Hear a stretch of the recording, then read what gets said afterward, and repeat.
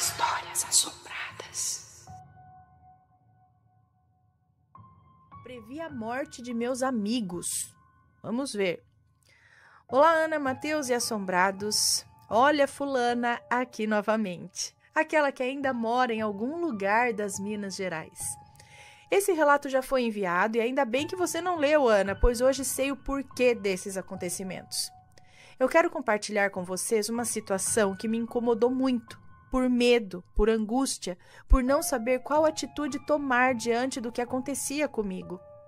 Sempre me fiz uma pergunta: o que são os sonhos premonitórios? Obtive diversas respostas científicas e não científicas. Li vários livros para compreender o que ocorria comigo, porém não cheguei a conclusão alguma. Portanto, vamos ao relato. Se houver nomes, já estarão trocados. Vou relatar aqui 3 sonhos premonitórios que me marcaram. Primeiro caso, meu amigo Neves. Trabalhamos juntos na mesma escola, eu lecionando aulas de história e ele de biologia. Foram 2 anos de uma bela amizade. Éramos vários professores da mesma faixa etária. Então tínhamos os nossos diferenciais, mas a cumplicidade era tremenda. Todo o início de ano, éramos submetidos a uma classificação, e naquele ano, dos 5 amigos, ficou somente eu e o Luiz. Neves, não conseguindo lecionar em Minas, decidiu ir para o Rio Grande do Sul, recomeçar sua vida. Começou a fazer uma faculdade nova, conheceu novos amigos e nós o acompanhávamos pelas páginas do Facebook.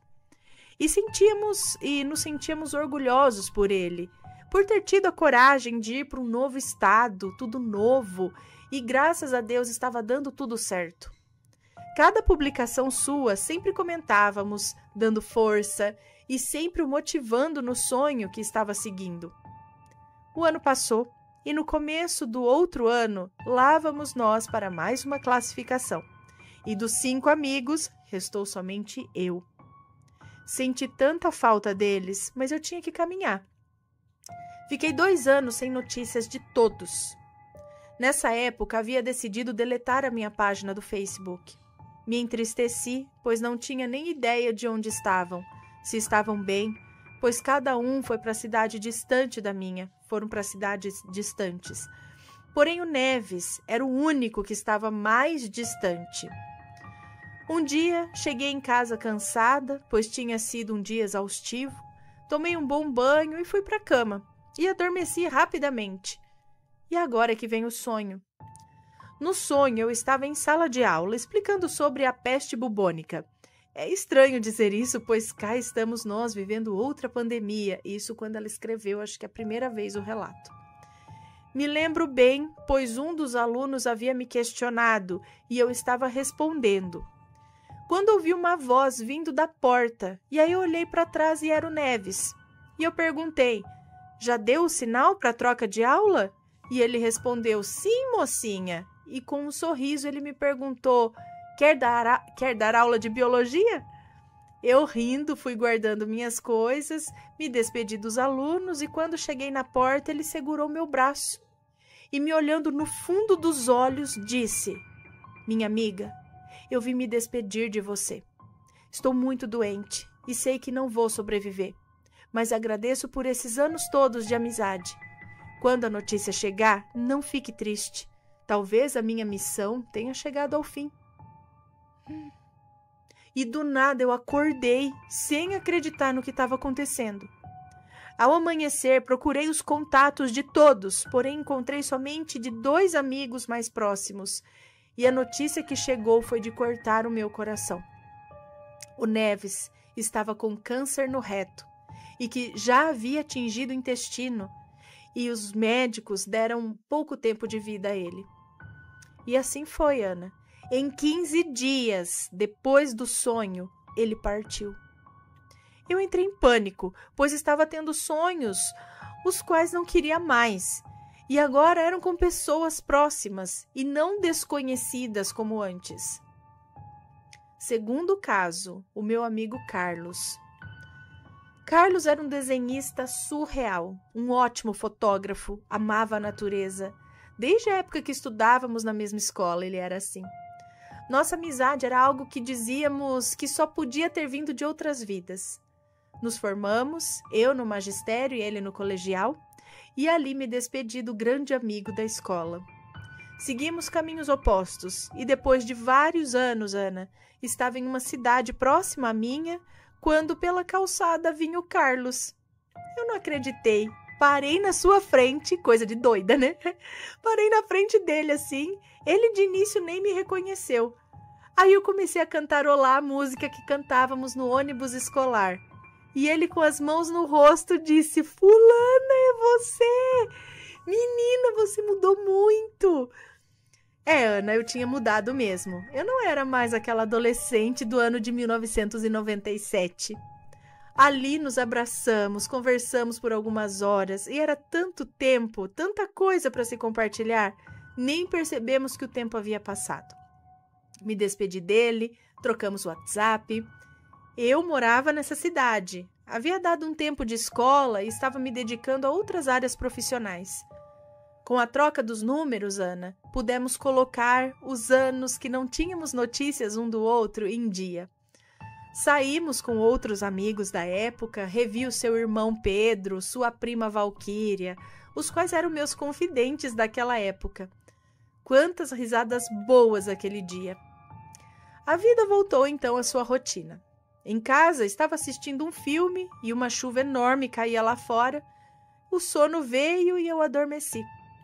E o sonho chegou, Ana. No sonho estávamos todos na mesa. Revivi a cena do encontro quando Carlos pediu licença, dizendo que tinha um compromisso. E todos nós, zoando ele, dissemos assim: Você vai encontrar alguém? Ele sorriu e disse: Nada.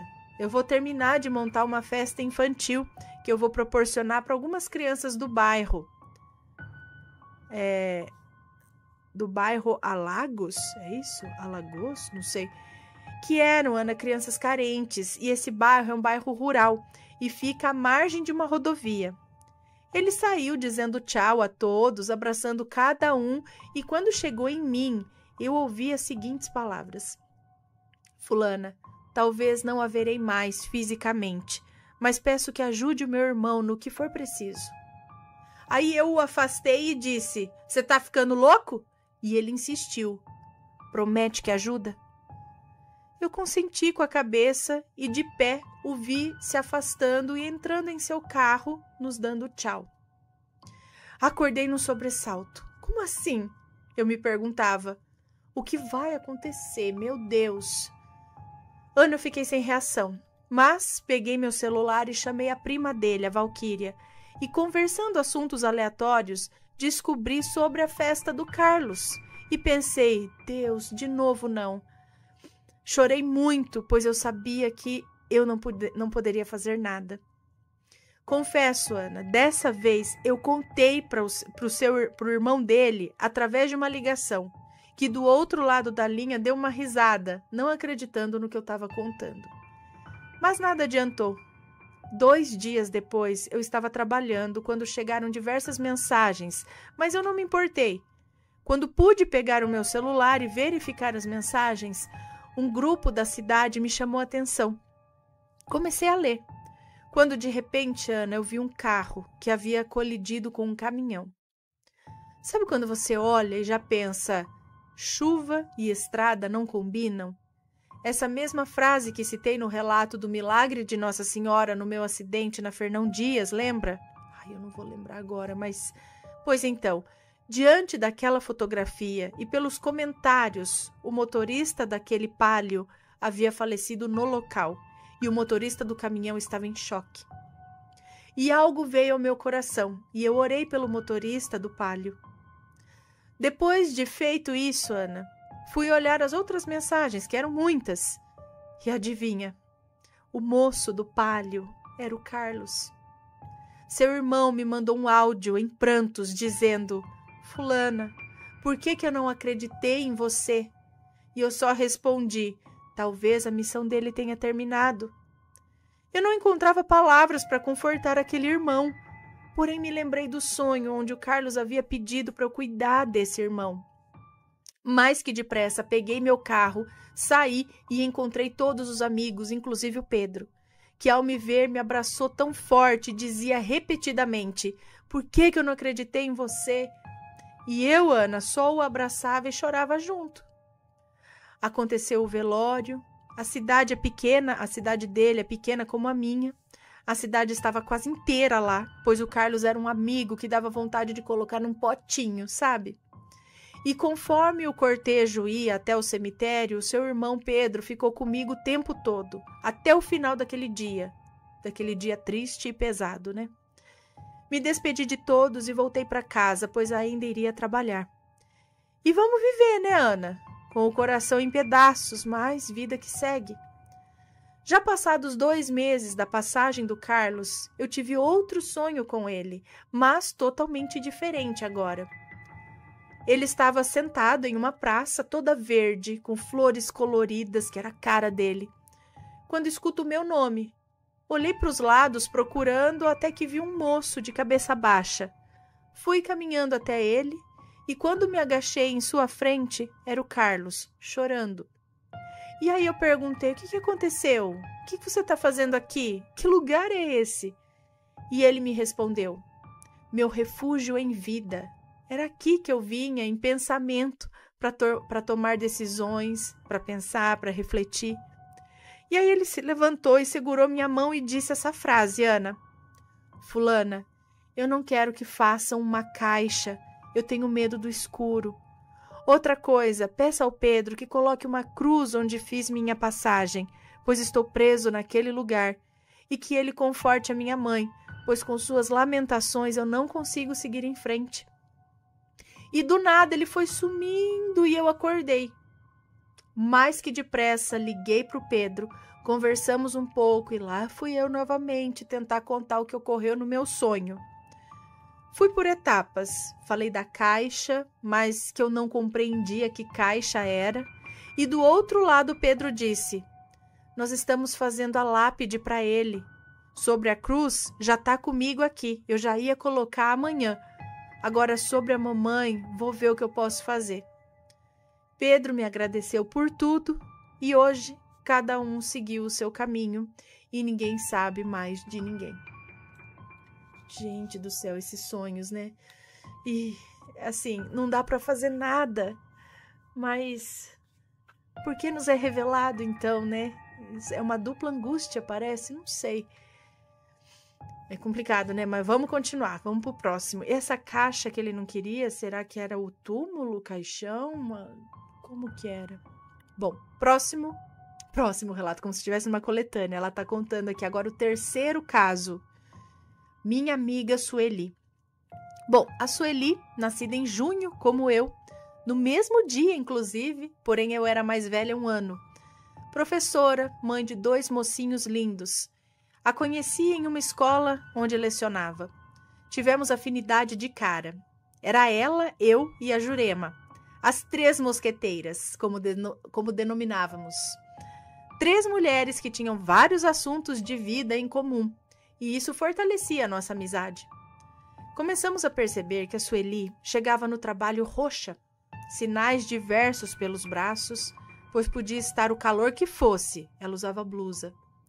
Até que um dia eu e a Jurema conversamos com ela e descobrimos que ela sofria abusos do marido.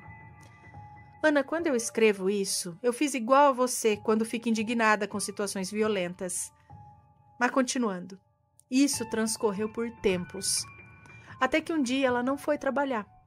Eu liguei para saber o que havia acontecido e seu filho caçula disse que ela havia acordado indisposta. Indisposta o quê?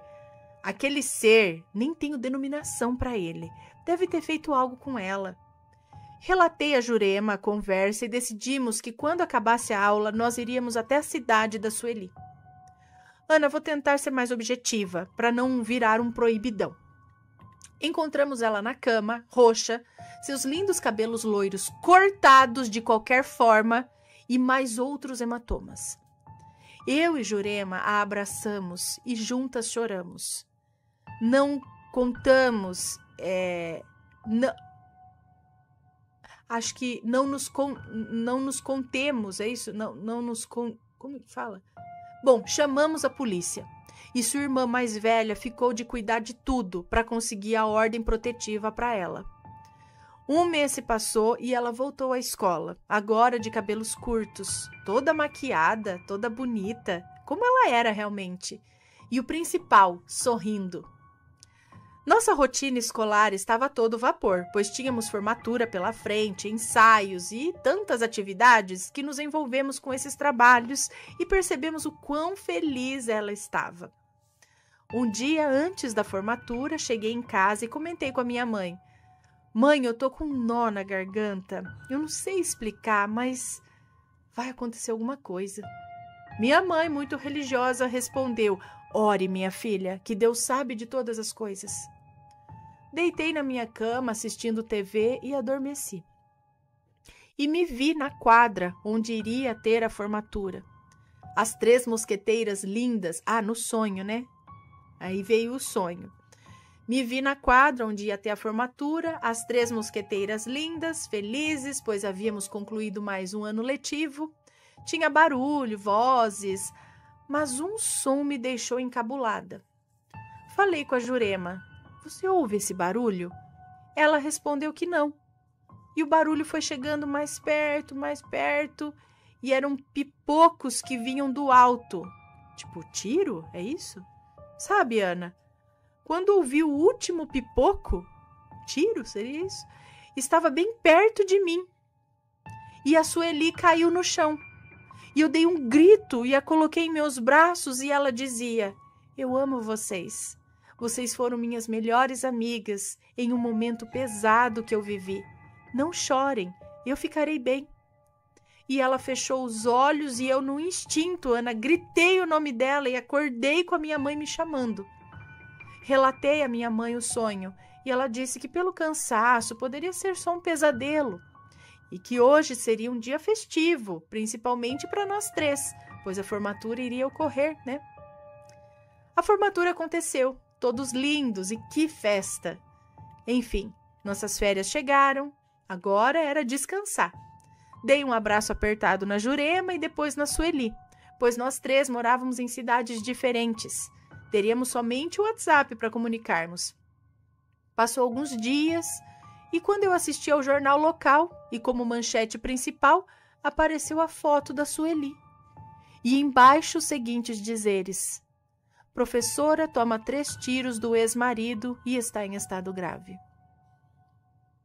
Ana, eu me sentei no chão e chorei muito e me questionei em voz alta mesmo. O meu sonho, meu Deus, de novo. Ela ficou em coma por 2 meses, com as balas alojadas no cérebro. A chance de sobreviver era somente um milagre. Eu rezava e muito para Deus não concretizar aquele sonho, mas depois, em uma ligação com seu irmão, me pus a pensar. Ele disse a seguinte frase: vamos orar para que Deus faça o melhor para ela. E foi assim, Ana. Correntes de oração, orações individuais, até que Deus a levou. Lá fui eu. Ai, que susto! Saiu da tela aqui? Gente, peraí. Ok. É que nunca tinha saído assim, trocado a tela, que terminou de fazer um trabalho aqui. Aí ele saiu do coisa. Assustei, falei, pronto, parou toda a gravação. Não, continuando aqui, então voltando. Me perdi aqui, peraí.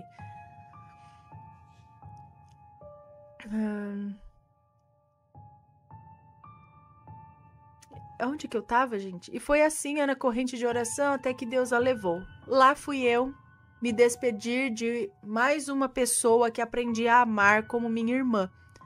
Passei na cidade da Jurema e lá fomos nos despedir da nossa amiga.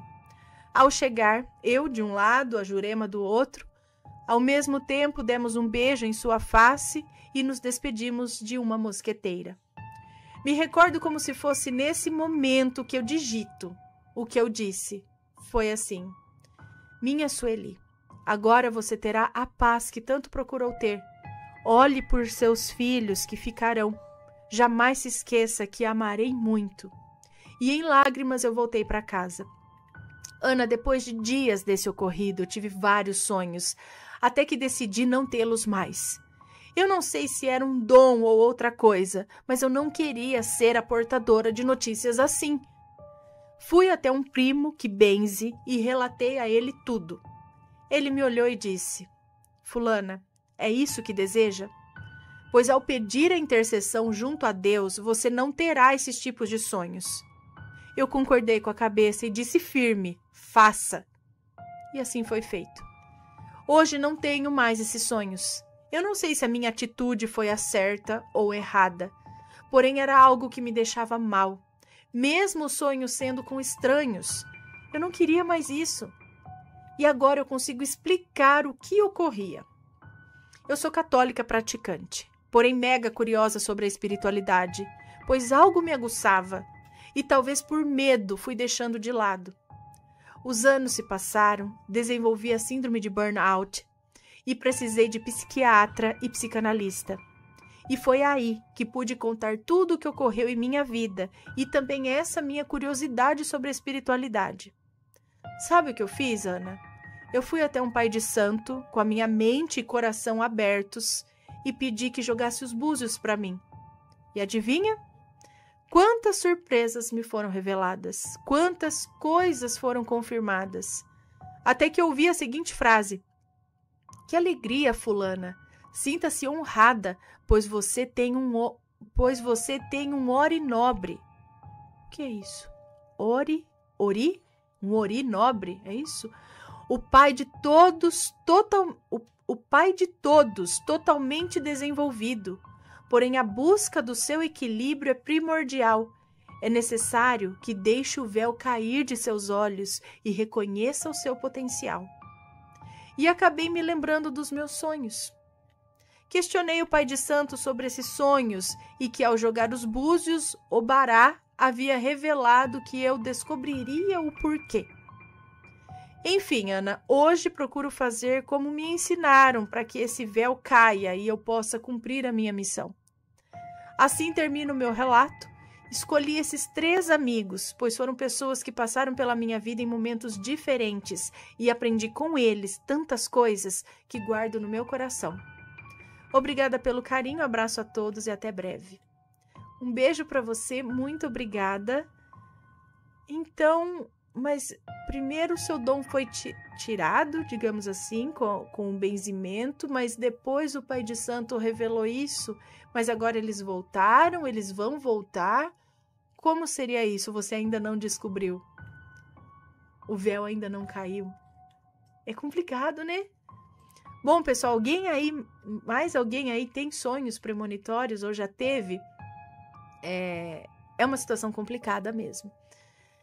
Bom, se alguém já teve essas experiências, conta aqui pra gente. Você não está sozinho nas suas experiências, por mais loucas que pareçam, tá? Sempre você vai encontrar alguém que passa por situações bem parecidas. Então, compartilha conosco a sua história, manda o seu relato e deixa aqui nos comentários também se tiver algo a acrescentar, sempre com respeito, ok?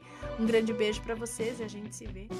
E aí, tá gostando dos relatos? Então, o que você acha de deixar um like aí no vídeo, hein? Gosta dos relatos? Deixa o seu like, mesmo que seja nos cortes.